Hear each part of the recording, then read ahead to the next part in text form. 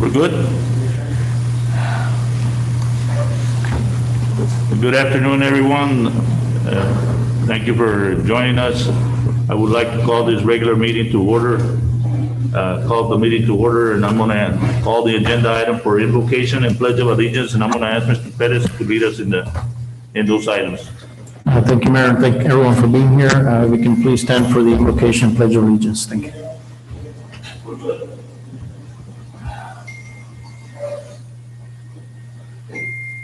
Heavenly Father, as we prepare for Crime Victims Week, we pray for those who have been touched by violence, those who have been hurt, and those who have died. We ask that you please soften the hearts of those who've caused violence to others. May hate be replaced with love and violence with peace. In Jesus' name we pray. Amen. Amen. Pledge allegiance to the flag of the United States of America and to the republic for which it stands, one nation, under God, indivisible, with liberty and justice for all. Thank you.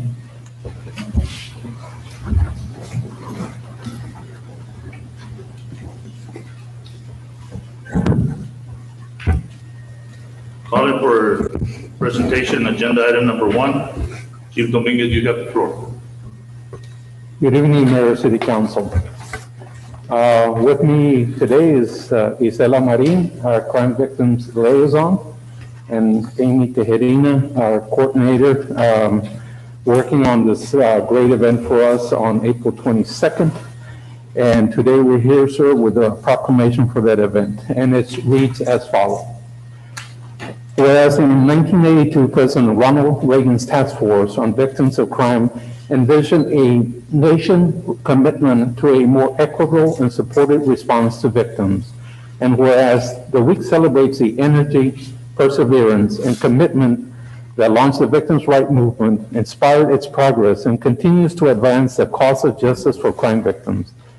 And whereas crime has a lasting impact on any person, and incorporating existing experts and trusted sources of support into efforts to fully serve survivors will develop a criminal justice systems response that is accessible and appropriate for all victims. And whereas with the unwavering support of their communities and victim service providers, survivors will be empowered to face their emotions without fear of judgment. And whereas engaging a broader array of healthcare providers, community leaders, faith organizations, educators, and businesses can provide new links between victims and services that improve their safety, healing, access to justice. And whereas honoring the rights of victims and working to meet their individual needs rebuilds their trust in the criminal justice system and social service systems. And whereas the National Crime Victims' Rights Week provides an opportunity to recommit to ensuring that all victims of crime, especially those in hard-to-reach communities, are offered culturally and linguistically accessible and appropriate services in the aftermath of crime.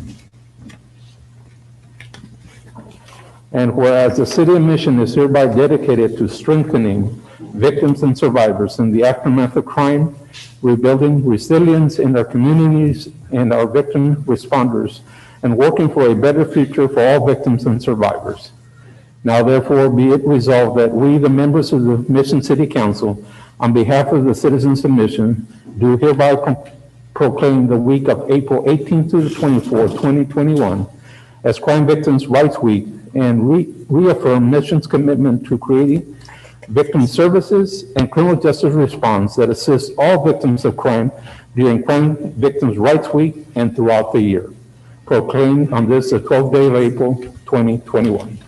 Thank you, Chief. I will entertain a motion for the proclamation. I move for approval, Mayor. We have a motion and a second. All those in favor say aye. Aye. All those opposed, same sign. Mr. Plata, you're on.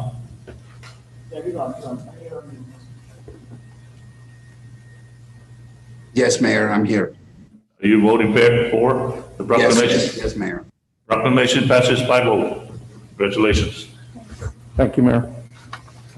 Also, we wanted to pass a flyer, sir, to invite you and the council to our event. Again, this will be next Thursday. That's good. At 5 o'clock. Thank you so much.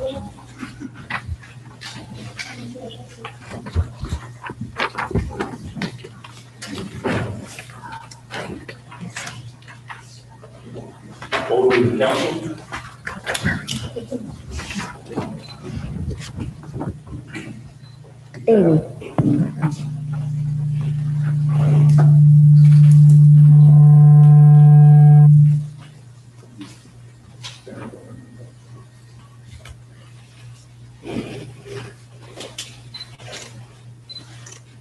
Ok, una todos ahora. Interview with them, sorry. Right there? Yeah, perfect. Right up here.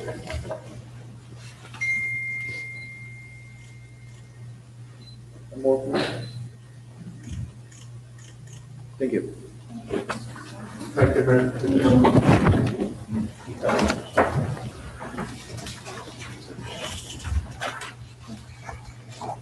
These two young ladies sir, have worked very diligently on this project, and like I said, our event will be not this Thursday, but the following Thursday at 5 o'clock. Our district attorney, Rick Rodriguez, will be here with us as well. Thank you, Chief. Excuse me. Calling for item number 2. Chief, you have the floor. Mayor, City Council, also today we have Telecommunications Week. Actually, this week is Telecommunications Week. With me today is Daisy Ramirez and Sonia Alvarado. They've been with us a number of years, obviously in the pressure cooker. That's our dispatch center. They do a great job in taking care of our citizens and taking those first calls.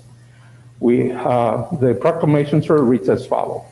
Whereas the men and women who serve as public safety telecommunicators, such as 911 operators and dispatchers, are dedicated to saving lives. They respond to Texans in times of great need, and their specialized skill and calm, caring presence are invaluable to the Lone Star State. Whereas the Commission on State Emergency Communications worked with local and state governments to ensure reliable access to emergency telecommunication services. To highlight the invaluable role of public safety telecommunicators, the Commission designates a week in April for an awareness campaign. Whereas the public safety telecommunicators are the first and most critical contact our citizens have with emergency services, and whereas public safety telecommunicators are the single vital link for our police officers and firefighters by monitoring their activities by radio, providing them information and ensuring their safety. And whereas at this time, we encourage all citizens of Mission to extend their appreciation to public safety telecommunicators. Their diligent efforts ensures that help is on the way when our citizens need it most. Now, therefore, we, the City Council of the City of Mission, do hereby designate the week of April 11th through the 17th, 2021 as Public Safety Telecommunicators Week, proclaimed on this, the 12th day of April 2021.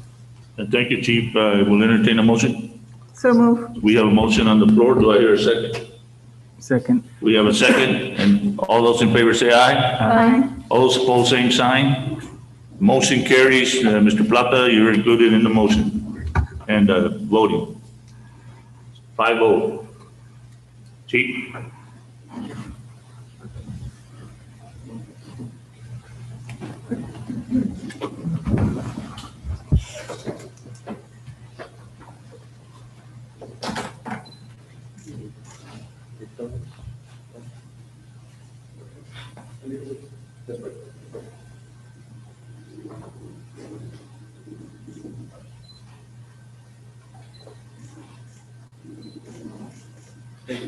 Thank you, Chief. Congratulations. Thank you, Mayor. Congratulate all the 911 operators, all of them.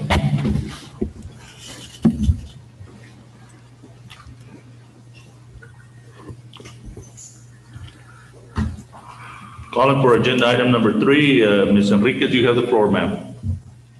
Good evening, Mayor and City Council. Wonderful things happening here at the Mission Chamber of Commerce.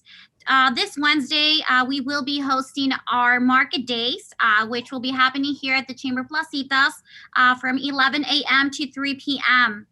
So join us on this Wednesday at the market days. Our Discover Mission t-shirt sequels will be on sale for $7 a piece. So if you haven't gotten your Monarca shirt, your Tom Landry, or La Lomita, come by and join us and pick one up this Wednesday. On Wednesday as well at noon, we are rolling out our Mastermind series. We are actually highlighting State Representative Sergio Munoz Jr. We're excited, so join us on Wednesday, and it's happening Facebook Live. If you can't join us during live, we will have it available to see at a later time. As far as educational webinars, we do have the inventory management from 2 p.m. To 4 this Wednesday. And next Tuesday, we are having the educational webinar, Understanding Social Media. So we invite all of our businesses that are interested in the social media framework to join us next Tuesday at 10 a.m.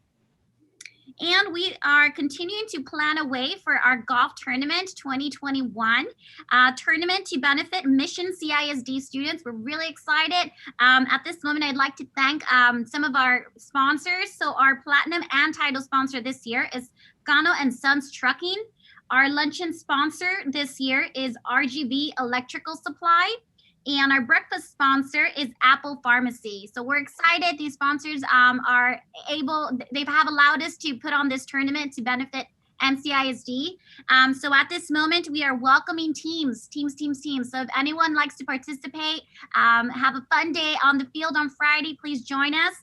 And also, we welcome door prizes for our players. That is all I have for today, Mayor and City Council. Thank you, Ms. Enriquez. Any questions by the council directed to the chamber? No, Mayor. No questions? Again, thank you, Ms. Enriquez. I'll call for item number 4, departmental reports as they're presented to you in writing. Mr. Perez is available for any questions directed to any of the directors.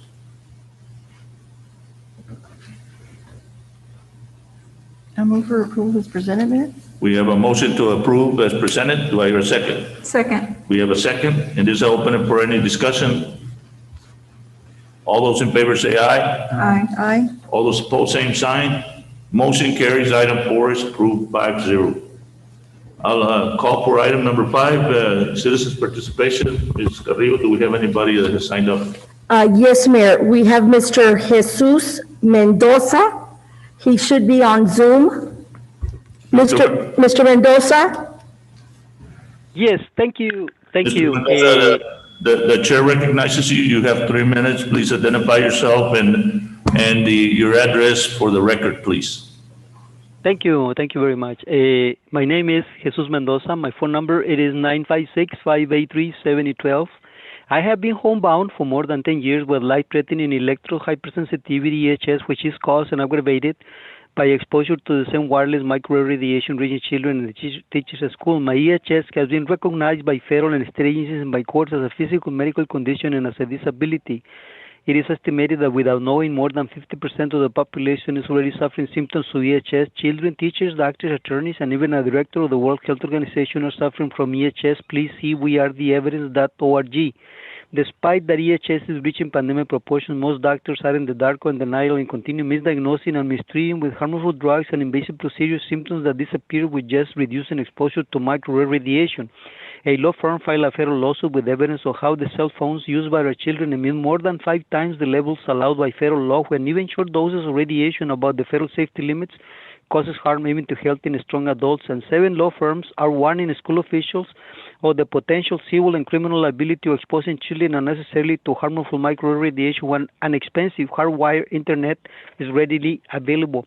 According to experts, electrosensitivity is not an isolated set of symptoms, but ongoing injuries to the immunological neurological systems, which are progressively aggravating to reversibility by exposure to microwave radiation. Some of the symptoms of EHS include pain, swelling of vital organs, swelling of face, head and eyes, symptoms of heart attack and stroke, rashes and loss of skin, flu and allergy symptoms, and stomach, sleeping, vision, hearing, memory, speech, concentration, and breathing problems, headaches, palpitations, arrhythmia, chest pain, high and low blood pressure, seizures, paralysis and consciousness, nose bleeding, internal bleeding, fever, tremors, dizziness, nausea, irritability, depression, anxiety, fatigue, tinnitus, muscle pain, joint pain, painful cramps, numbness, tooth pain, gum swelling and blisters, burning and dry eyes, eye pressure, blurred vision, asthma, testicular and ovarian pain, dry lips, inordinate thirst, altered sugar levels, impaired sense of smell, and miscarriages and birth defects. Scientific studies prove most doctors are confounding the symptoms of EHS with symptoms of other illnesses, including autism, ADHD, dyslexia, PTSD, and heart attack and stroke, multiple sclerosis, fibromyalgia, Parkinson's, Alzheimer's, rheumatoid arthritis, chronic fatigue syndrome, diabetes, and major depression and suicidal tendencies, as detailed by the request to protect our children submitted to the Secretary of the U.S. Department of Education, Dr. Miguel Cardona, and posted on the case materials of wirelesswatchblog.org, wirelesswatchblog.org. Thank you very much, ladies and gentlemen, for the opportunity. Thank you, Mr. Mendoza. Anybody else, Ms. Carrillo? Yes, Mayor, I had Mr. Eddie de la Garza sign up, but I don't see him on Zoom. Let me call him. Mr. Eddie de la Garza, you have the floor. The chair recognizes you. For the record, the name and your address, and you have 3 minutes to present your topic.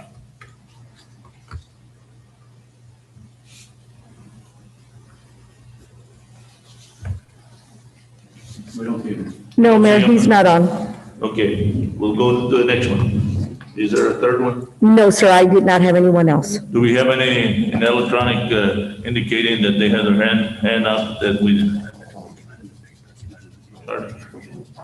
Okay, I'm gonna close the citizens' participation and move into our public hearings and our planning and zoning recommendation. Calling for item number 6, Ms. De Luna, you have the floor.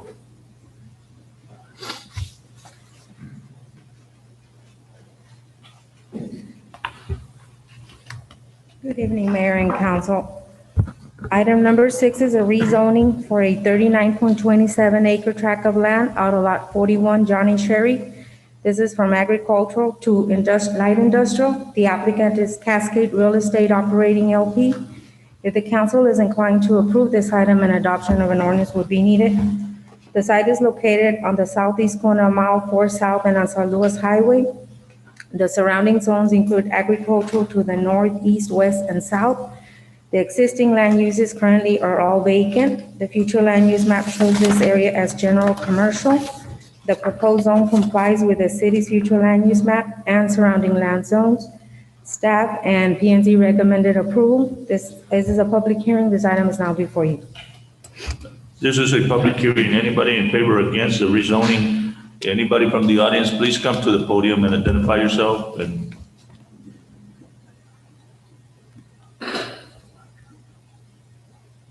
I do not see anybody from the audience approaching the podium at this time. So I'm going to ask for, is anybody on electronic devices? Starting, Alex? No, Not sir. having anybody on electronic devices, I will close this public hearing and ask for guidance from the city council. I move for approval, Mayor. We have a motion to approve. Do I hear a second? Second. We have a second. It is open it for final discussion by any of the council members. All those in favor say aye. Aye. Opposed, same sign. Motion carries and ordinance 5005 is approved 5-0. Am I correct, Mr. Plata?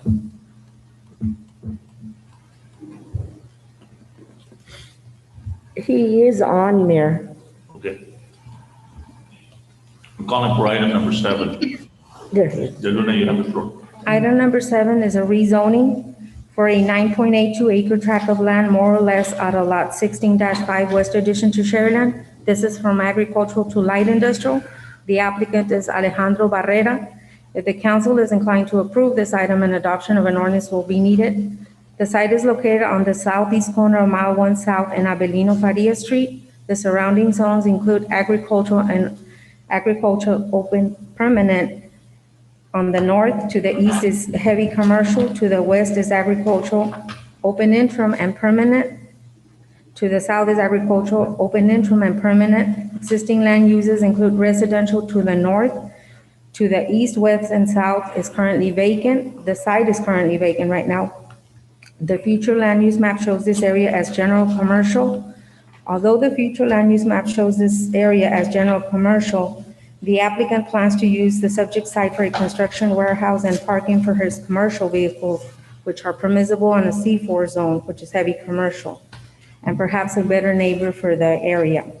Staff mailed notices to property owners within the 200-foot radius, and there was a letter in opposition attached in your packet against the request. It is 13% in opposition. Their concerns are in regards to the noise, the type of business, and the type of buffer that is required.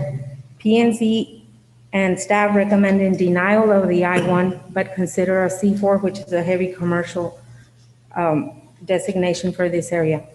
This is a public hearing. This item is now before you. Before we move forward, are you saying that your denial of the light industrial or the heavy industrial? Of the light industrial, I-1. We're denying our I-1, but recommending C4. You know, our record says that the PNC and staff recommends approval. Approval of the C4.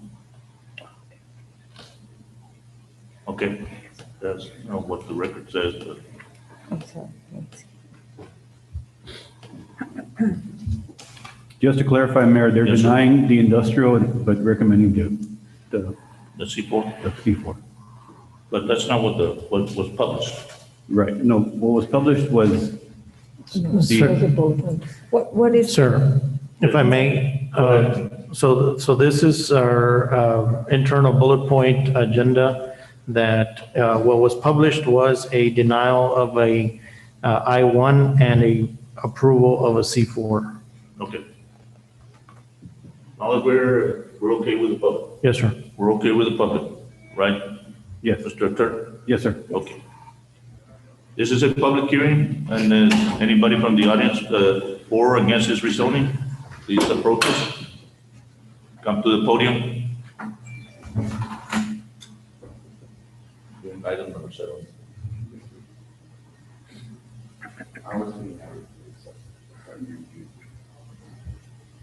Nobody's approaching the podium, therefore I'm going to ask for is there anybody in electronics?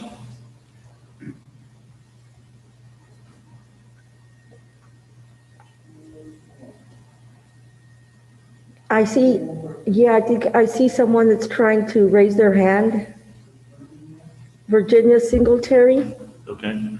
Ms. Singletary, you have the floor, ma'am. You please identify yourself and please also tell us your address for the record, and you have 3 minutes, ma'am. My name is Virginia Singletary, and my address is 607 South Mile Road. And I am against this rezoning because this property is located behind my home. And I'm worried about the noise that it's going to create, or, you know, the odor from the materials that this man handles in his business, or our property values. You know, I don't know if our taxes are going to go up, or, you know, how this is going to affect us in the long run.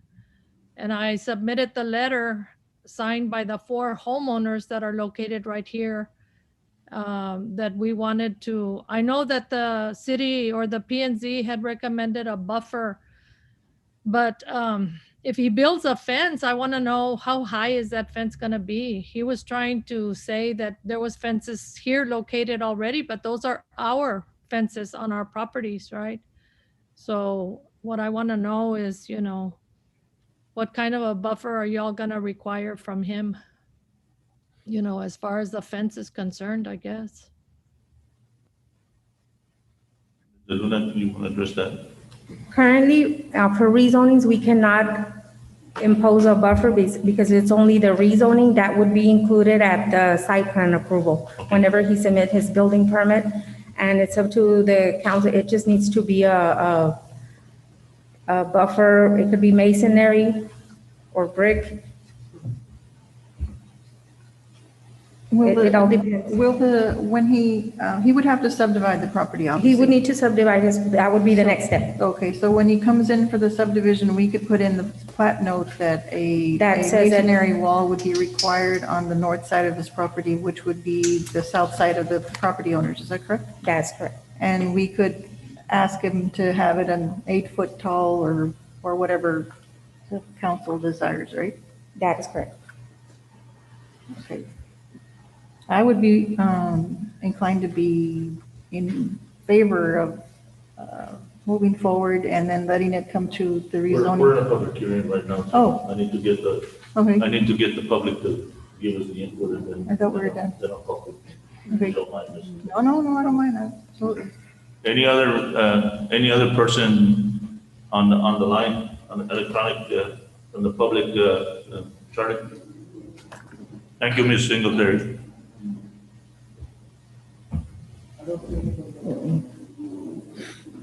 Nobody? No. Nobody, Alex? Okay, then I'll close this public hearing and then I'll ask for guidance from the council now. And Ms. Garza, you have the floor.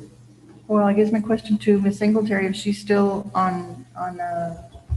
available, is she would be okay with a masonry wall to Ms. be Singletary, you're on. later? Yes, I'm still here, and yes, that would be better if he could build some type of a wall where, that would, separate our properties. We wouldn't have to be able to see what's going on that side of the wall. I guess this is gonna, create noise during the day, I imagine. Where is this? I don't know where he's gonna build a warehouse. Is he gonna be more to the east or centrally located on his property or to the west? I have no idea, but that's what we were concerned about. I thought the other homeowners were gonna, I see some of them on there, but I don't know why they're not talking. They signed the letter for me, right? But yeah, I guess the fence is gonna have to suffice, I guess. You're okay with a buffer of concrete or a brick buffer? Yes, as long as it's, tall enough so that, we don't Yes. have, sand or whatever, gravel or the dirt blowing to our homes in the backyard, Yeah. That's what we're concerned about. Okay, council, I need your direction. I wouldn't mind making an approval, a recommendation. Go ahead, Mr. Dutton. Based on that recommendation that they build a wall. Yes, we can't put it on the rezoning right now, but we can note it down and when we get to the site or the subdivision of the property. That that's taken into consideration. And that's the consensus of the council that they put it in the plan. We could put a plat note on the subdivision, Yes. that they include a 8-foot masonry buffer. Mayor, just one quick question just before we move forward. So a C4 would definitely be required, or could he manage with a C3? A C4 would be more for the type of business he's proposing. Okay. Either C4 or the light industrial, either Well, one, we would recommend the C4 versus the light because industrial. it's more restricted. Yes. And because it's close to residents, that would be a good recommendation. Okay. Any other from the council? I will entertain a motion. I think. Mr. Plata made a motion already. Ruben made a. Made a motion, and do I hear a second? Second. We have a second, and all those in favor say aye. Aye. All those opposed, same sign. Motion carries. Ms. Singletary, thank you, and thank the other residents also that are there, because we just approved ordinance 5006. Calling for item number 8, public hearing for rezoning. Ms. De Luna, you have the floor. Item number 8 is another rezoning. These are 3 different tracks. It's track 1 is a 2-acre tract of land, more or less, out of lot 20-4 West Addition to Sharyland. This is from R4, which is mobile and modular homes, to R3 multifamily residential. Track 2 is the south 525 feet of the east 525 feet of lot 20-3 West Addition to Sharyland. This is from light industrial to R3 multifamily residential. And track 3, it's the east 988 feet of the north half of lot 19-3 West Addition to Sharyland. And this is from agricultural to R3 multifamily residential. The applicant is Flagpole LLC. If the council is inclined to approve this item, an adoption of an ordinance will be needed. The site is located on the southwest corner of Business Highway 83 and Wall Street. Surrounding zones include to the north, general commercial, to the east, apartments, to the west, light industrial, to the south, agricultural and single-family residential. Existing land uses to the north and west is commercial, to the east is vacant, and to the south is vacant and residential. The site currently is vacant. The future land use map shows for track number 1, heavy commercial and moderate density, for track 2, industrial, for track 3, the lower density and general commercial. Notices were sent out to property owners within 200 feet of the radius. Staff has not received any calls or in favor or against the request. Staff is recommending approval for the R3 for the 3 tracks. This is a public hearing. This item is now before you.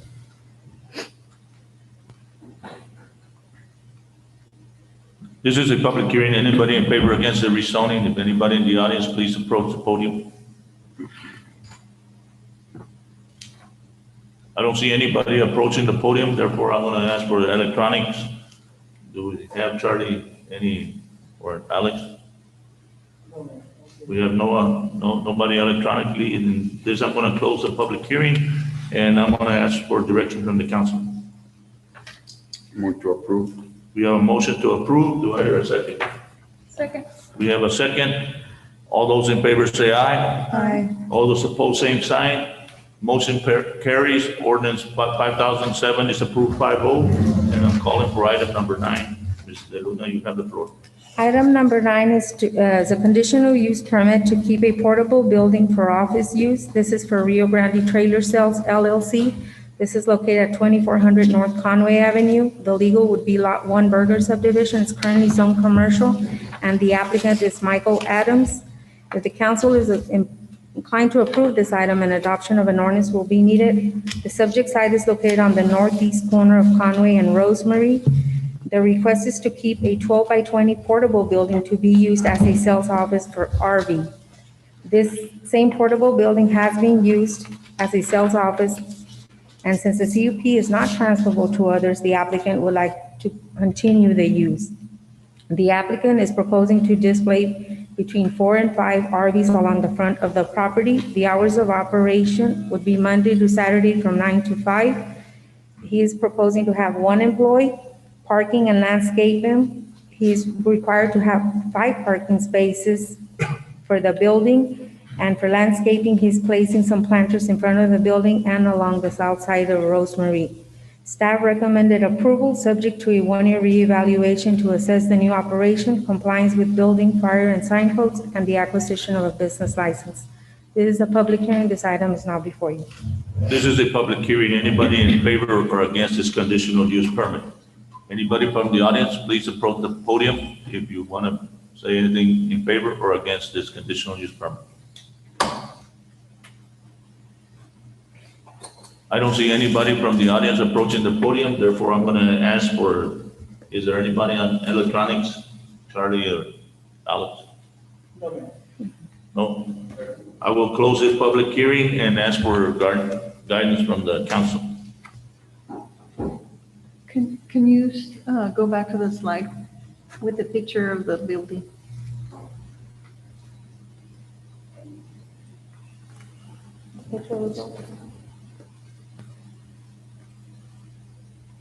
So the reason that's a portable building is because it's on it's not on a slab? It's not on a foundation. On a foundation. Okay.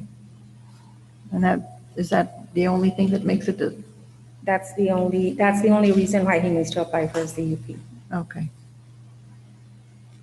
Because it looks like a frame building that's not necessarily portable. But, okay.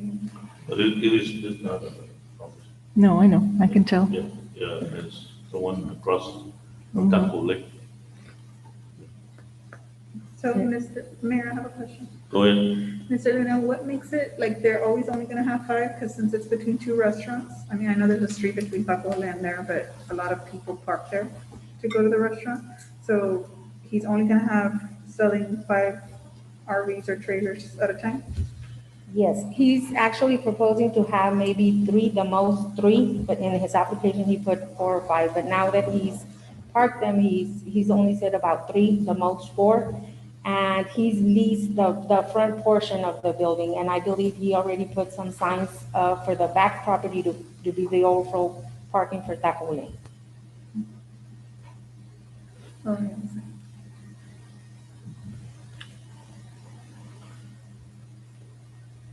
Give direction from the council.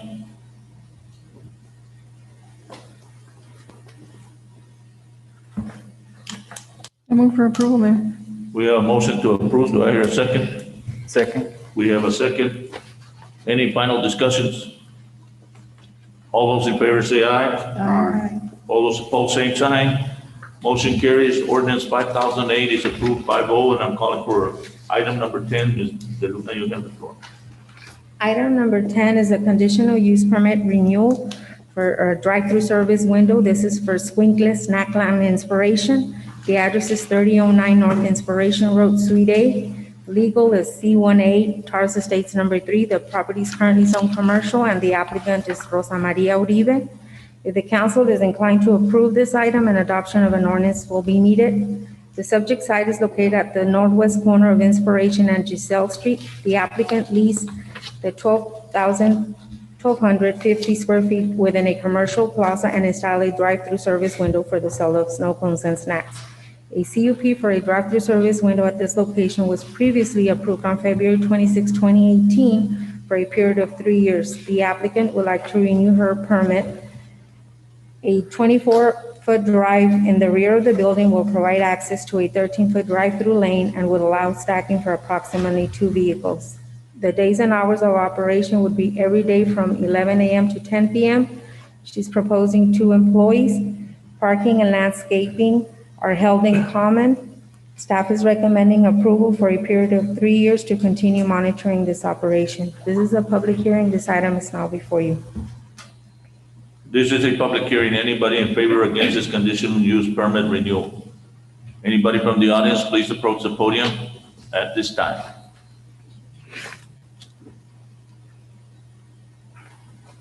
I don't see anybody from the audience approaching the podium, therefore I'm going to ask for the electronics. Is there anybody on electronics in this public hearing? Charlie, no? Alex, no? I will close this public hearing and ask for guidance from the council. Move to approve. We have a motion to approve. Do I hear a second? Second. We have a second. Any final discussion? All those in favor say aye. Aye. All those opposed, same sign.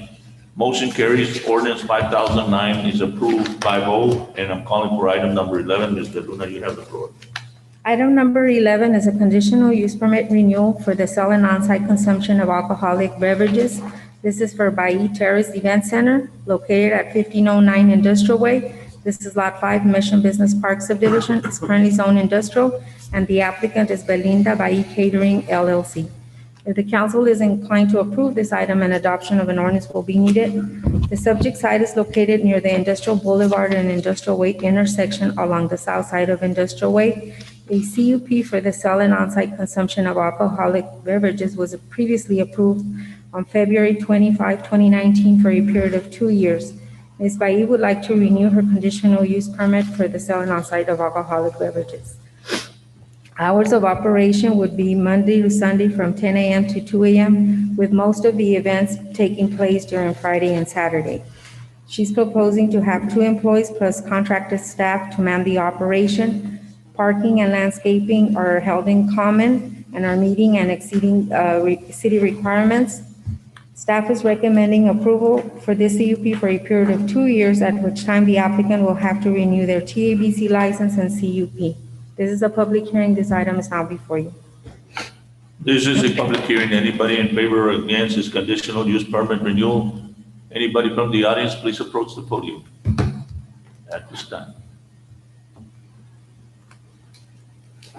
I don't see anybody from the audience approaching the podium, therefore I'm going to call for anybody in the public that is in electronics. Charlie and Alex, please.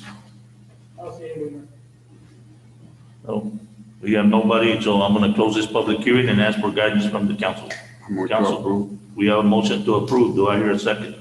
Second. We have a second. And this I open it for final discussion. All those in favor say aye. Aye. Aye. All those opposed, same sign. Motion carries. Ordinance 5010 is approved 5-0. And I will call for, thank you, Ms. Luna. I'll call for consent agenda. All consent agenda items are considered routine by the city council and will be enacted by one motion. There will be no separate discussion of these items unless the council member requests an item to be removed and considered separately. The city council may take various action, including but not limited to rescheduling an item in its entirety for a future date or time. The city council may elect to go into executive session on any item, whether or not such item is posted as an executive session item at any time during the meeting when authorized by the provisions of the Open Meeting Act. Consent agenda item 12, consent agenda item 13, consent agenda item 14 with resolution number 1724, consent agenda item 15, consent agenda item 16 with resolution number 1725, consent agenda item 17, consent agenda item 18, consent agenda item 19, and consent agenda item 20. Council, do you want to pull any of the consent agendas? I'm going to approve the consent agenda. Second. We have a motion and a second to approve the consent agenda. Last chance for any of the council members to pull any agenda items. All those in favor say aye. Aye. All those opposed, same sign. Motion carries. Consent agenda item 12, consent agenda item 13, 14, you approve the resolution 1724. Item 15, item 16, resolution number 1725. Item 17, item 18, item 19, and 20 are approved 5-0. And I'm going to approvals and authorizations and calling for agenda item number 21. And we're asking for Ms. De Luna.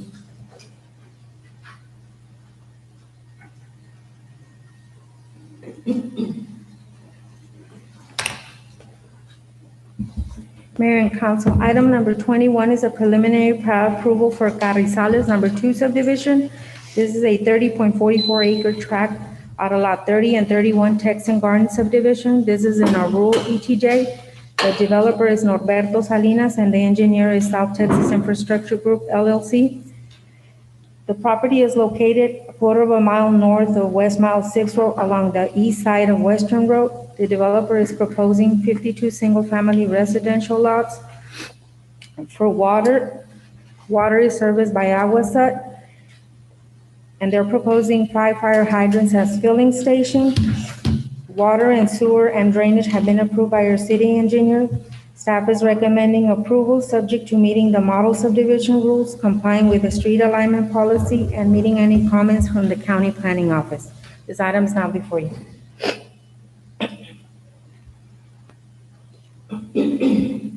Any direction from the council? Move to approve. We have a motion to approve. Do I hear a second? Second. We have a second. And this is open for discussion. All those in favor say aye. Aye. All those opposed, same sign. Motion carries. Item 21 is approved 5-0, and I'm calling for item number 22. Item 22 is a preliminary plat approval for El Crucero Phase 2 subdivision. This is all of Lot 1, Block 10, Texan Garden subdivision. This is in a rural ETJ. The developer is Peña Chapa Development. The engineer is South Texas Infrastructure Group. The proposed subdivision is located at the intersection of West Mile 5 Road and Texan Road. The developer is proposing 15 single-family residential lots, which every lot will share a driveway, every 2 lots will share a driveway. Aguasud is providing water. They're proposing 4 fire hydrants as filling station. For sewers, storm and drainage, and the drainage report has been approved by our city engineer. Staff is recommending approval subject to meeting model subdivision rules, complying with the street alignment policy, and meeting any comments from the county planning office. This item is now before you. I move for approval, Mayor. We have a motion to approve. Do I hear a second? Second. We have a second. Any question, any council member have a question? All those in favor say aye. Aye. Aye. All those opposed, same sign. Motion carries. Item 22 is approved 5-0, and I'm calling for item number 23. Ms. De Luna, you have the floor. Item 23 is a preliminary plat approval for Magnolia Park subdivision. This is a 7.87 gross acre tract of land out of the south 10 acres of Lot 272 Johnny Sherry. These are large lot, single-family residential lots. The developer is RGB Via Homes LLC, and the engineer is Big Engineering. This property is located half a mile north of East Griffin Parkway along the west side of Glasscock Road. The developer is proposing 30 single-family residential lots. They have city water and sewer. The developer or the engineer submitted a variance. They're requesting a variance for lots 2 to 30 to be a minimum of 65 feet instead of the 75 required. They're also requesting a variance for lots 1 through 7 to have a minimum depth of 104 feet instead of the 120 required. And they're requesting a variance for the minimum lot areas to be 7,280 square feet instead of the 8,500 square feet. Staff is recommending approval, subject to payment of capital sewer recovery fees, provide water district exclusion, and comply with all format findings. This item is now before you. Council, What are the variances that they're sorry? requiring? What are the variances? They're requiring the variance on the lot frontage and depth. For lots 2 to 30, they want the frontage to be 65 feet instead of 75. And then for lots 1 through 7, they're requesting instead of being 120 in depth, they're gonna be 104.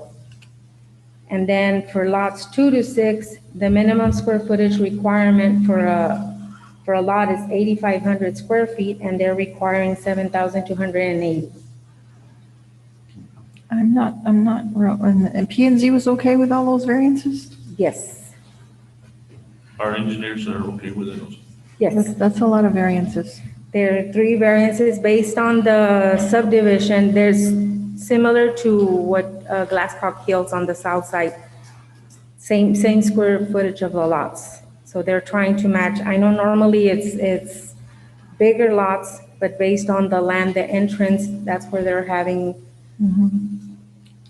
Well, I'm okay with I'm personally okay with allowing the width, but I think that the total square footage of the lot should be what it's claimed to be. And this is what is the zoning here?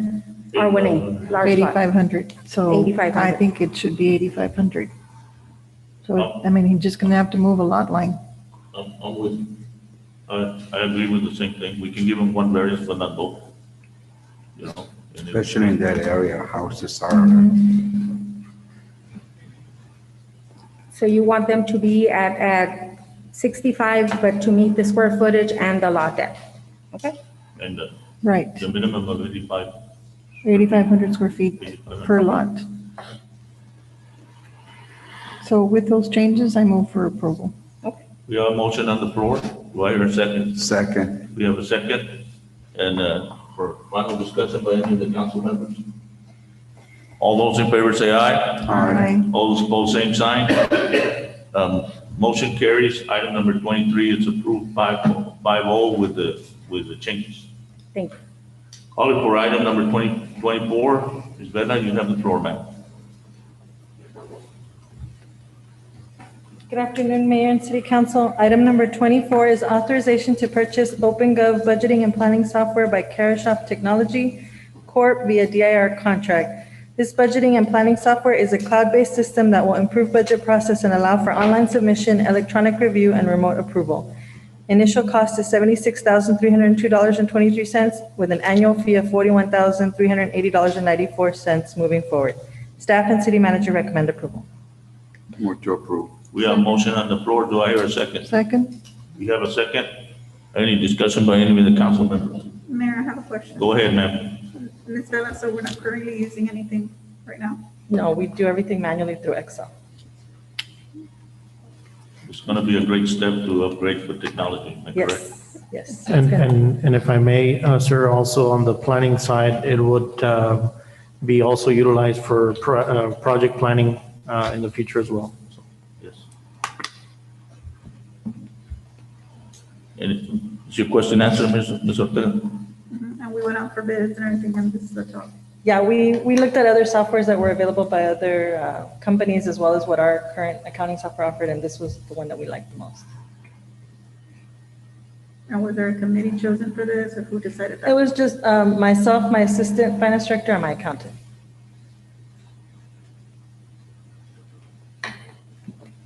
I have no more questions, Mayor. No more questions? Any other questions by any of the council members?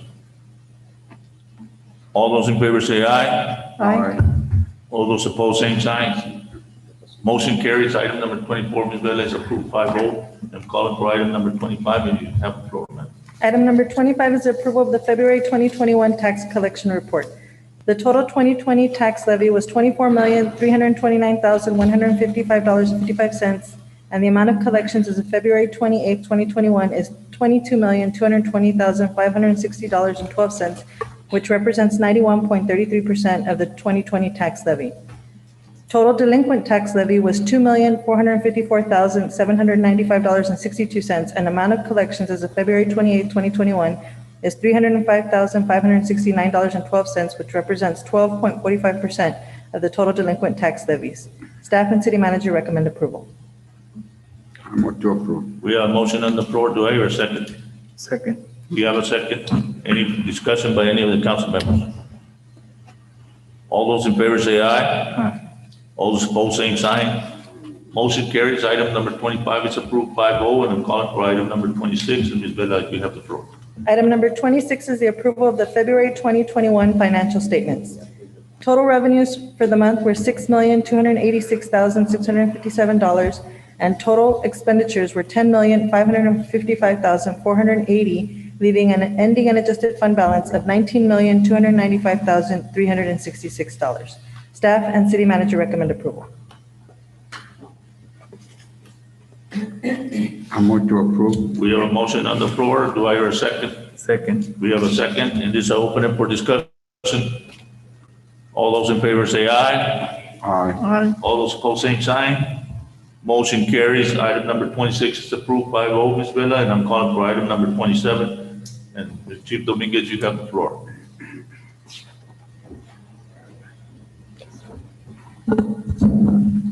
Mayor, City Council, item number 27 is authorization to enter into a donation agreement between the Brooks County Sheriff's Office and the City of Mission Police Department, authorizing the donation of one 2010 Volvo tractor trailer and a 2014 utility semi-trailer, having acquired by court order number 20-09-18357-CV, Brooks County, Texas, based on a drug seizure.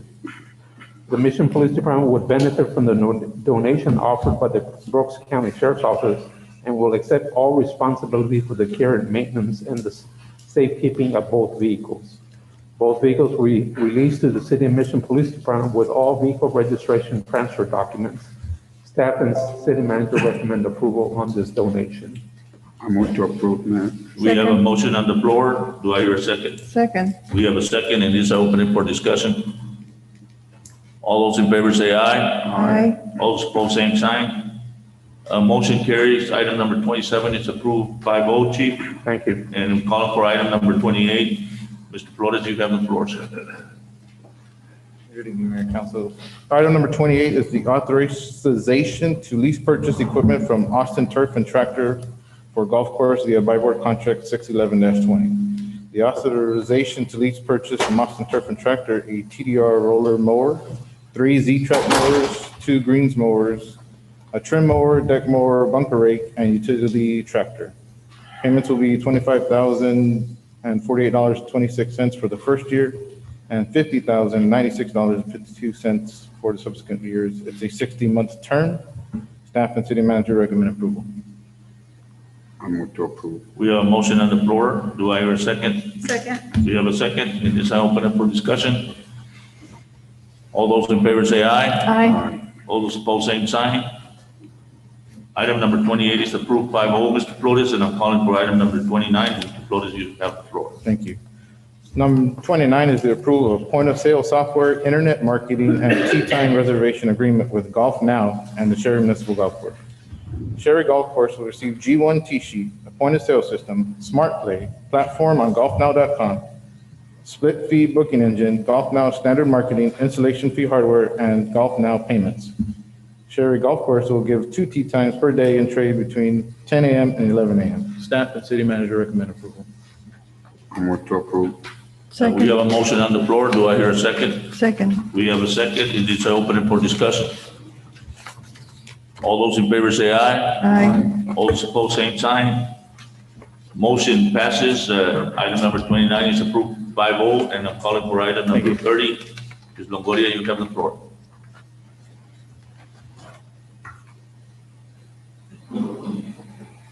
Good afternoon, Mayor and council members. Item 30 is award bid for Housing Assistance Program Phase 21. We received 3 bid responses for 7 homes. We're recommending to award multiple bids to Tabisa Holdings, 3641 Garza Street for $75,600, 1614 Lake Street for $77,200, 214 Carolina Avenue for $80,600, and 110 East Victory Street, $75,600.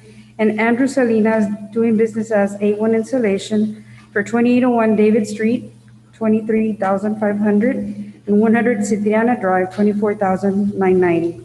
Tabisa Holdings and Andrew Salinas doing business as A1 Insulation are the lowest responsive and responsible bidders and met all specifications and terms and conditions. Citizens Advisory Committee recommended approval on March 30th, 2021. Staff and city manager recommend approval.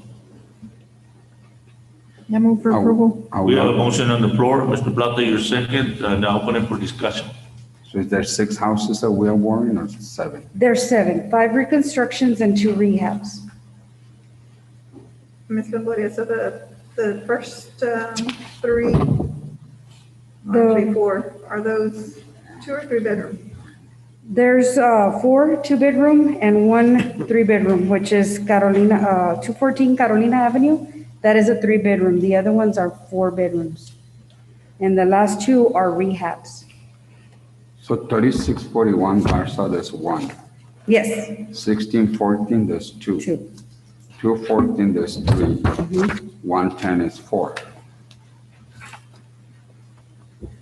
Right. Where's the 7? Let me see. So the, all of them are 2-bedroom, 2-bath, with the exception of 214 Carolina. That's a 3-bedroom, 2-bath. So, 1, 2, 3, 4. I only see 6 addresses. How many, what's your? I'm sorry, I only yes, see there was, 6 you're right. addresses. Yep, you're There's right, only 6 you're right. addresses. Yes, There's there's 1 6. missing, yes. Do you know what the address of It's the other one is? 317 So we can put it Berta. in the record. Yeah, 317 Berta Avenue, 77,000. It is on the bid tab, Okay, so we can add it to the record as a 7th one. correction. Yeah. Thank you, Mr. Plata. Thank you. Any other questions? So who's getting 317 Bertha Avenue? That would be Tabisa Holdings as well. Thank you. Have they ever done any of the CDBG homes? Yes, they have done 4. Recently, the last one was a And they're in 3-bedroom. good standards? Yes, good performance. So Ms. Longoria, off the top of your head, and if you don't have the answer, you can get it to me later, but how many people are still like in the waiting list for, to receive? There's about 20, Oh, yeah? and we're working with about 10. And So do more or you- less 30, once we process all the others. And when will we be at a point where we're gonna be asking for applications, or do you do that whenever they come in? Well, what happens every month, we receive 1 to 2. You know, there's a couple of months that we don't receive any, but I mean, it's constant. 1 to 2 applications, maybe 3, 1 month, no applications.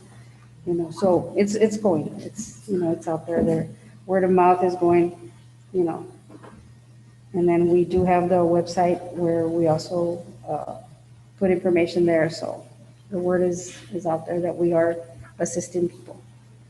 Thank you. Okay. Any other questions by the council? All those in favor say aye. Aye. All those opposed, same sign. Motion carries. Item 30 passes 5-0 with the addition of the 7th one, also for the record, and I'm calling for item number 31. Mr. Salinas, you have the floor, sir. Yes, sir. Good evening, Mayor, City Council members. Come before you seeking authorization to award bids for the purchase of meter connect supplies for the Public Works Department. The City of Mission has accepted and opened 4 bid responses for meter connect supplies. Staff recommends awarding to Core and Main LP, doing business as HD Supply Waterworks, who is the lowest responsible bidder meeting all specifications. Recommendation, Mayor, City Council is based solely on estimated quantities, and orders will be placed on an as-needed basis throughout the 1-year base term. The contract term will be for 1 year with 1-year renewal option. Staff and city manager recommend approval. I move to approve. We have a motion on the floor. Do we hear a second? Second. We have a second. And this I open it for discussion. I have a question, Mr. Salinas. Yes, sir. Do you have a committee to select, did you have a committee to select this? This was based on bid proposal. We solicited out for bids and we received 4 bid responses for this project. So they're lowest bidder. Okay, they're the lowest bidder. Mr. Bernardes, can you validate that? Or since we don't have a record here of a committee that checked, because we've been asking for committees to be, Yes, Mayor. to review the bids. In regards to this, whenever there's a request for proposal, that's the only time we formalize a committee. Unless it's for bids, it's lowest responsible bidder. The procurement department we do our due diligence on the vendors, on the pricing to make sure that it's fair and reasonable pricing. That's as far as we go in terms of due diligence when it comes to bids. When it comes to cooperatives. And this one is low bid. This is low bid. There's no evaluations, there's no negotiations in order to be fair and keep the integrity of the procurement process intact. We go with the lowest responsible bidder when it comes to bids. When it comes to proposals, there are evaluations conducted and negotiations are allowed when it comes to proposals, request proposals. Okay.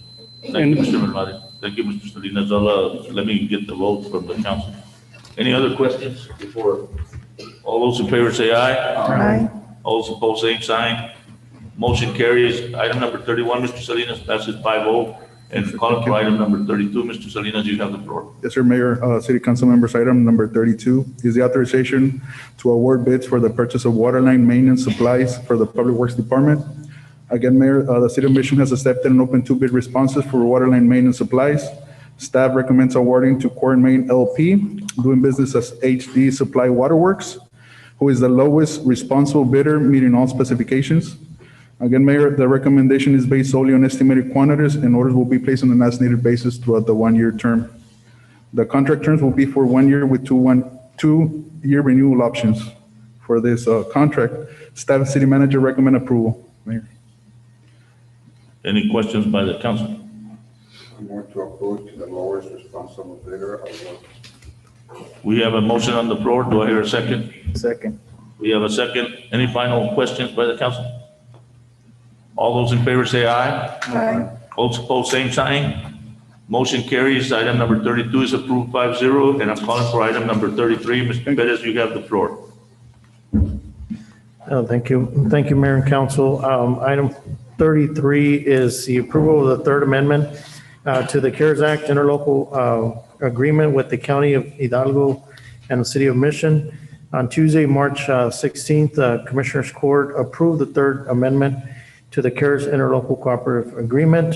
Section 3.2 of the agreement was amended to allow additional time for cities to expend designated funds by April 30th, 2021.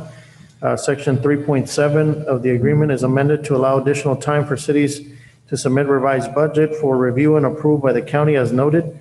As county has agreed to extend performance period for the agreement as stated, 3.2, section 6.2 is therefore amended to allow the submission of final cost forms, reimbursement forms, and supporting documentation by May 31st, 2021. So this is the third amendment. If you all recall, this is the funds that we're having to reclassify because of the economic support that was not approved, and therefore an amendment to the agreement was needed. We did send a letter requesting if there was additional funds for us to expense. Since we are having additional time, we are requesting that additional funds. We have not received a response from the county as far as that, but we will be submitting those reimbursement reclassifications so that way we can utilize all 11.1 million. Staff recommendation is approval. And I do want to add to that the letter is filed already from the office of the mayor to the county judge already. So Requesting requesting the additional fund. If there's any additional funds available. Yes, if they're available, that we have programs and projects to move forward. Move for approval, Mayor. We have a motion to approve. Do I hear a second? Second. We have a second. Any final notes from any of the council members? All those in favor say aye. Aye. All those opposed, same sign. Motion carries, and item 33 is approved 5-0, Mr. Perez, and we have item 34. You have the floor, sir. Yes, thank you. Item 34 is discussion and possible action on modifying COVID-19 City of Mission guidelines. This is the opportunity for the city council to make any modifications on the city's existing guidelines. A couple of recommendations and changes that we're looking at, sir, and council. So we are, because of temperature changes and so forth, we are wanting to allow limited individuals to come into the building with the proper spacing, birth certificate, death certificates for our vital statistics. They're currently, we did create a window, a walk-up window. However, sometimes we do get individuals that are waiting outside while the applications are processed. And so we will be assisting at least 2 at a time to be able to have individuals come in. They will be screened in the entrance, but it will be limited for the vital statistics area. We did open our utility billing area limited as well for new accounts and payment plans that are being allowed for. So that's working out well. We are looking at trying to expedite the process so we can avoid longer lines outside.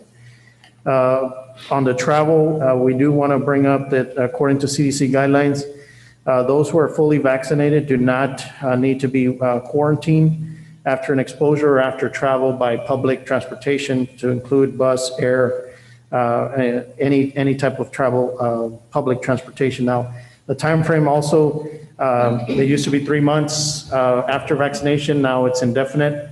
It's the new CDC guideline. Also, the quarantines went from 14 to 10 days. We are asking if they are necessary to be quarantined, that they test after 5 days. So therefore, they're not out the full amount. Also, we are looking at Parks and Recreation. We'll be having a meeting this week on Wednesday, the 14th, with the TAF Association for the summer programs. They are looking at the programs for this summer.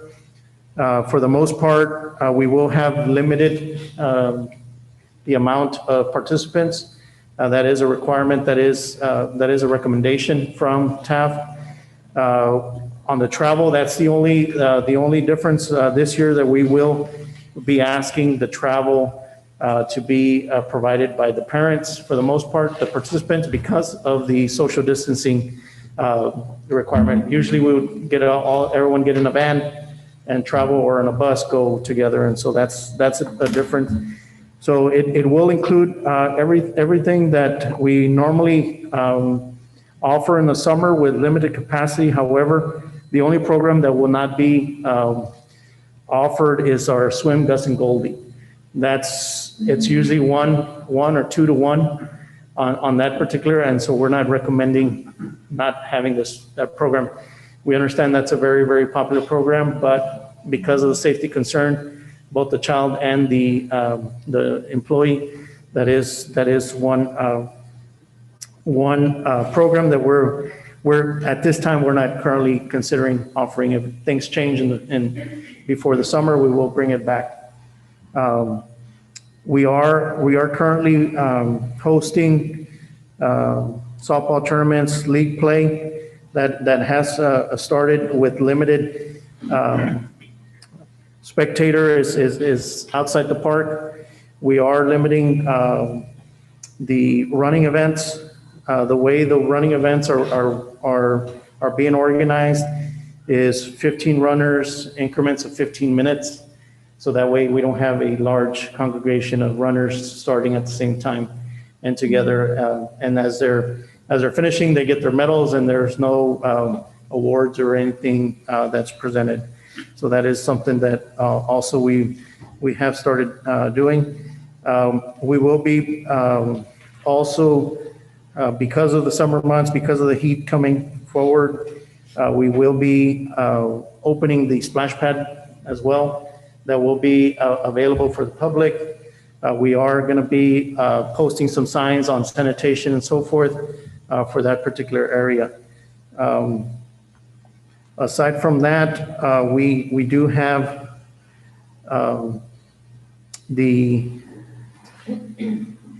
again, the Taft will include all the different programs. We'll be providing details, offering to the public once they do have the final dates and so forth on the different meets. Tennis tournaments as well.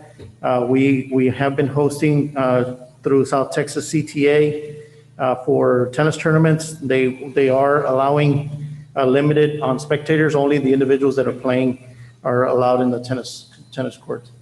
At this time, sir, those are the recommendations and the changes. I want to add, Mr. Pettis, hold on. I want to add, Mr. Pettis, to give the authority to the staff when the line is in quantity, outside, that it be beyond 2. They can go up to, they can go up to 5. Because the last time, a couple of days ago, when the weather was real hot, all of a sudden, there was a big line there was about 18 people out there, and they all were sweating and stuff, I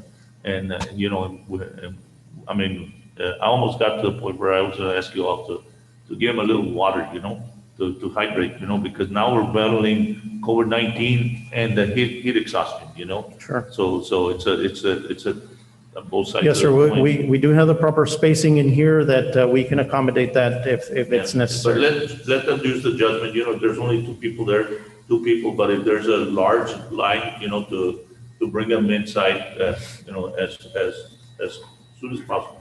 Yes, sir. Ms. Ortega, you have the floor. Yes, Mr. Perez, I just had a question because you brought up about how if employees are vaccinated, they can come back to work. Are we informing those that chose not to be vaccinated this new, that if they do go out of town, they'll have to, and then maybe possibly ask them again? Because I think a lot of people are they were not too sure of the vaccine, so they were waiting, and now the Johnson & Johnson vaccine's out. So maybe talking to those employees that decided not to, now there's more options and maybe they're wanting to do it. Yes. So we are providing this information to our employees with the new procedures. We constantly are asking the employees that would like to get vaccinated that previously have said no. So we're constantly asking that because we know that we do have upcoming vaccination clinics. So we are keeping a list of employees that change their mind from one day to in the future. And so we will be addressing them as well to get that information across to them, as well as educating them for the new vaccinations that are out there. So if they go out of town, they haven't been vaccinated, they're gonna quarantine for 10 days. And is that their vacation and sick, or does the city put something towards that? Yes, currently right now it is on their own time. Okay. But we do allow them to test after 5 days. Okay, thank you, Randy. Yes, ma'am.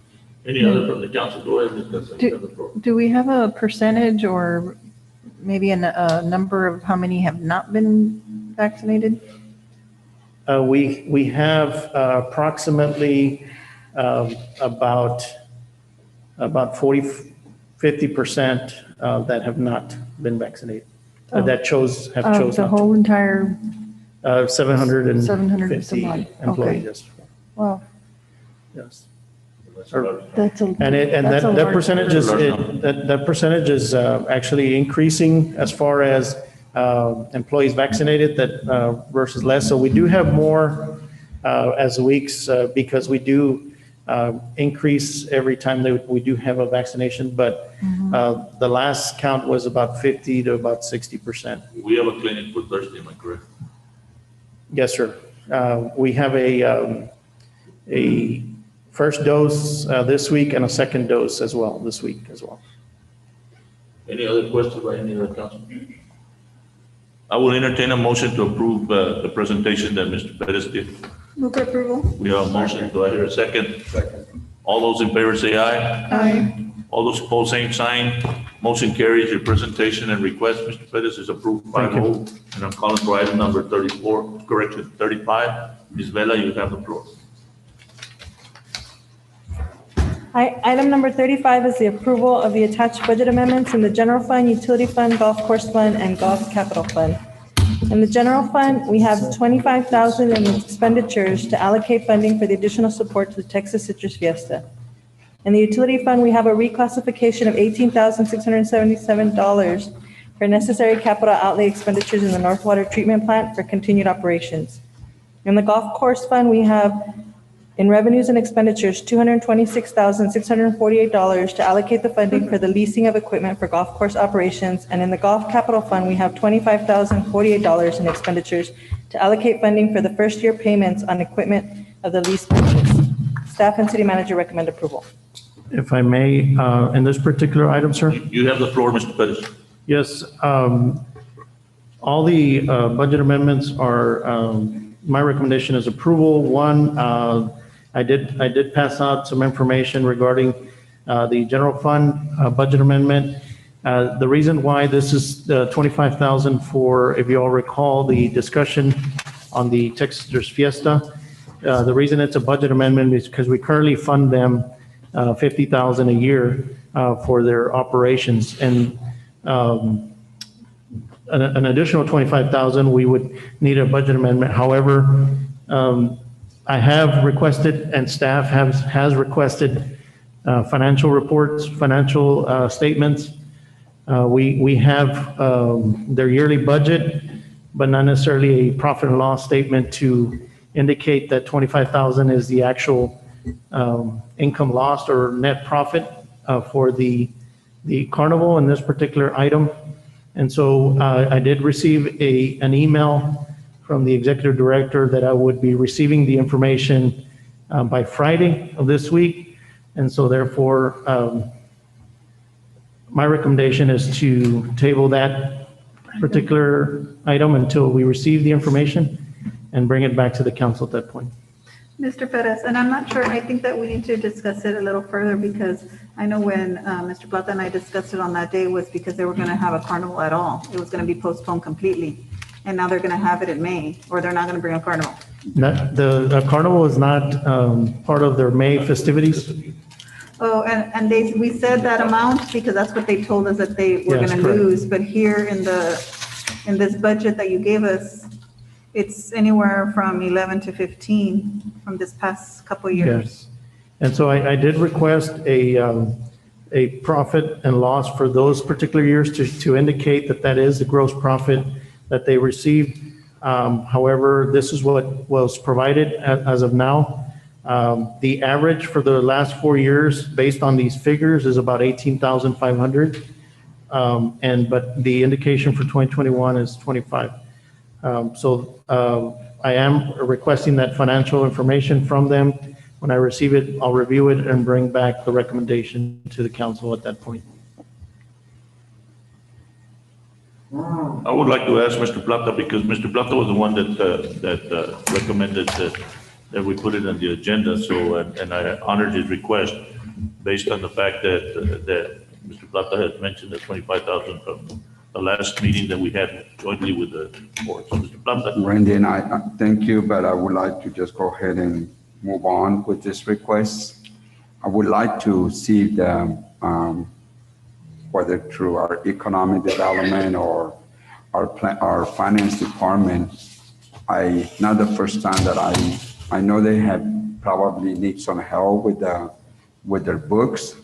When I was in the seat on the Economic Development Board, I mean, there was also one of the questions, one of the things that I recommend that we give them some help with some bookkeeping services or training. But at this time, I mean, I think they need the funds to continue operating. I mean, it's something that, to me, I mean, I think we need to support them and give them the benefit of the doubt. I mean, it's an organization that, to me, should be under the umbrella of the city. I mean, we need to support them. Yeah, This weekend, they were out at Boutique, Texas, at the, what is it, the Strawberry? Yeah. The Strawberry Festival. They were out there representing the city of Mission, out there, you know.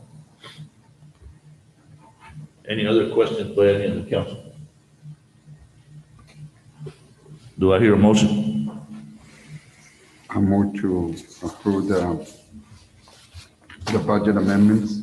That's presented. As presented. Okay, do I hear a second? Second. We have a second. Any final discussion by any of the board members? Or So, councilmen? yeah, so Go ahead. I guess, so Ruben, you're not wanting to wait on the I don't know how financial? much difference they're gonna make. I mean, but I would like to recommend also that we do get them, help them with their financials. Do they have somebody, in-house that helps them with their books? Or? I believe in the past, there was somebody on the board that would help them, but I'm not sure if they still have somebody that assists them in that capacity. So we can set up a meeting with the executive directors to get that information. Also. I would like to concur with Mr. Plata and move forward with it, Mr. Perez. And because we can always come back, once we put it in the budget, when we put it in the budget, doesn't mean that they have to spend it. As far as that is concerned, if they don't provide you the information for Friday, Monday, we'll send out a notice and advise them, that we're gonna put a hold on the fund, but they're already in the budget for that purpose. And if I need to send in a letter from the office of the mayor, I'll do so. I'll work together with the Texas Citrus Fiesta president, and we'll work it out. I'm sure that we can work it out. And I'll also recommend, Mr. Plata, your idea that we offer them the training for the bookkeeping. Mayor, so then you're suggesting that we move forward subject to the receiving their financials? Well, the budget, the motion doesn't say that. The motion says that the budget amendment will be approved as presented. So, but what I'm saying is that let's go ahead and approve it, it'll take a little while before you can put it on the account, And if they don't comply with Mr. Perez's request, from CEO to CEO, level, then at that point, we'll come back. If I have to call an emergency meeting, I'll call an emergency meeting. I don't think Yeah, that they would would still qualify have to for an submit. emergency meeting. I'm sorry to interrupt, but I think Or a special that, meeting, maybe I used the wrong term. Right. Not an emergency meeting, but a special meeting, and we post regular the way we normally. I think if Ruben is Mr. Plata, if you're okay with doing a subject to the financials being submitted, Yeah. I think that would just If- take care of everything. Then you have to withdraw your motion. He can amend it, Can amend it, Mayor.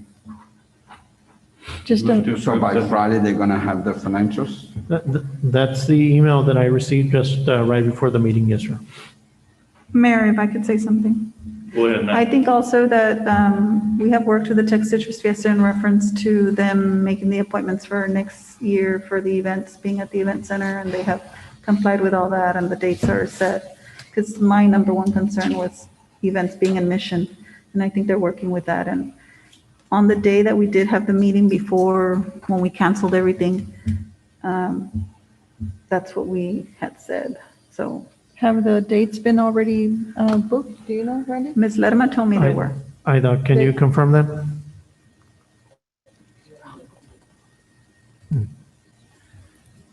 We'll confirm that, ma'am. Can you hear me? Yes. Yes, they have been confirmed. Okay. Yes, that's what they told me, that they had already booked.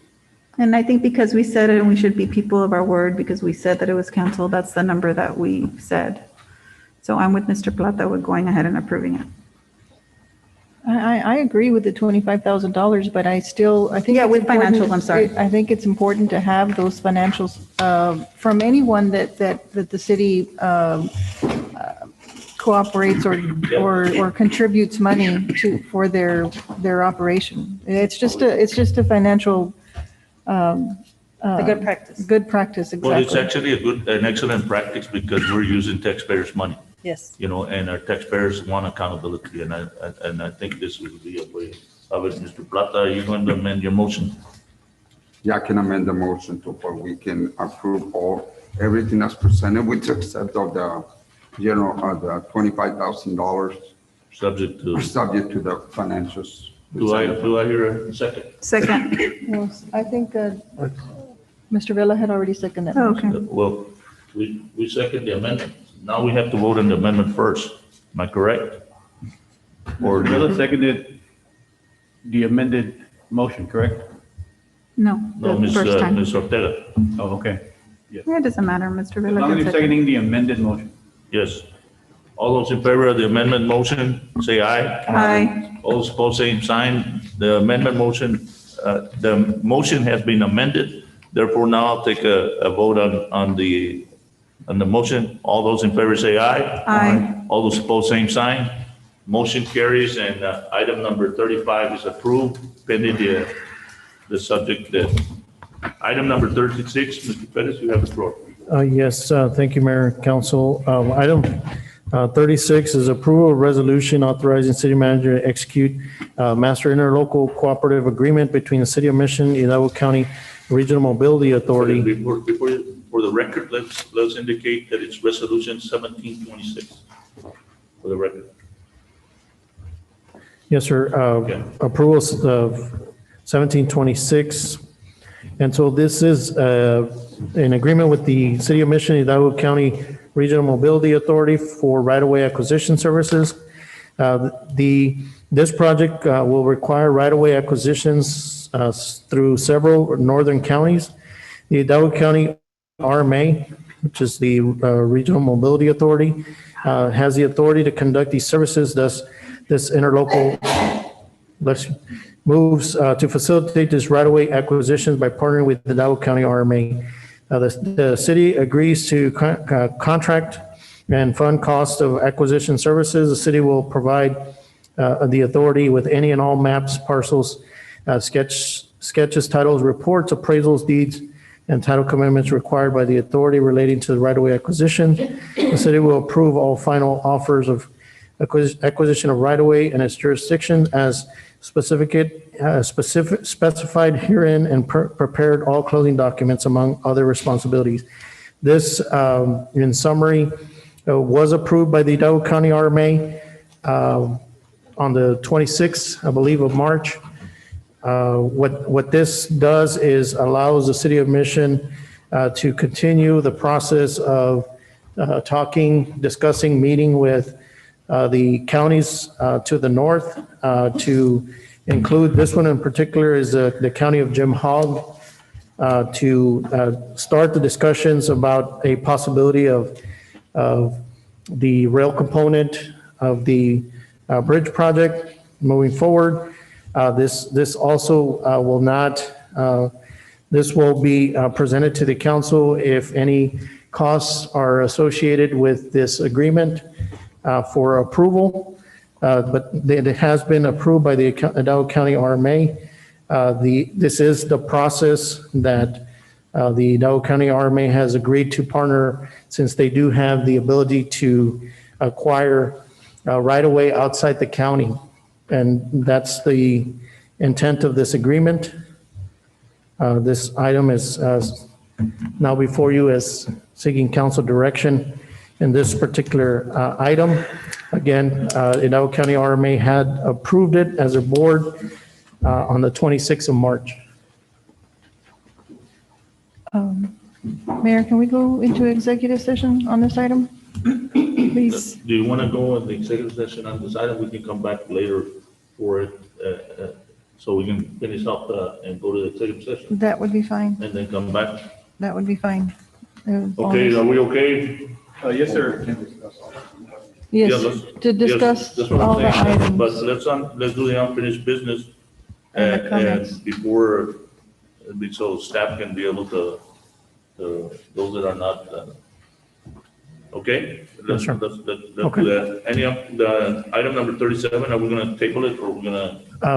We're going to request no action on this item, sir. We will be scheduling would like to schedule a joint workshop with the council and P and Z to discuss not only this, but other ordinances that we would like to propose. So we're asking for no action on this item. Okay. Now, city manager's comment? Yes, sir, thank you. Like mentioned earlier, we will be conducting 2 vaccination clinics this week, Wednesday and Thursday. We will be sending out the information as soon as they become available on the quantities and so forth. They have been very, very successful, and we are also partnering up with the county on implementing their online registration. Also, like the chief mentioned, next week we will be having Crime Victims Week ceremony. Invite the public for that, and that's all I have, sir. Okay. On my part is I just want to let the public know so they can start getting ready that we are going to join together with the MPO, the Rio Grande Valley Metropolitan Planning Organization, and the RTV, what do you call that one? Lower Rio Grande Valley. Lower Rio Grande Valley Development Council. Council on a tire project for May the 8th. For May the 8th, sites will be identified not only in Mission but all over the county of Hidalgo, and so we can. We're working on trying to do that quarterly so we can be able to clean the tires instead of finding them in the side of the streets and the canals on the edges and the alleys of our community, that we dispose of them properly, so we can keep beautified Mission as well as the county of Hidalgo, and they won't wind up clogging our canals and our drainage ditches and our drainage outlets, as far as that's concerned. So I'm giving you a heads up on that as far as that is concerned. What's the date there? May the 8th. May the 8th. From 8 to 3 p.m.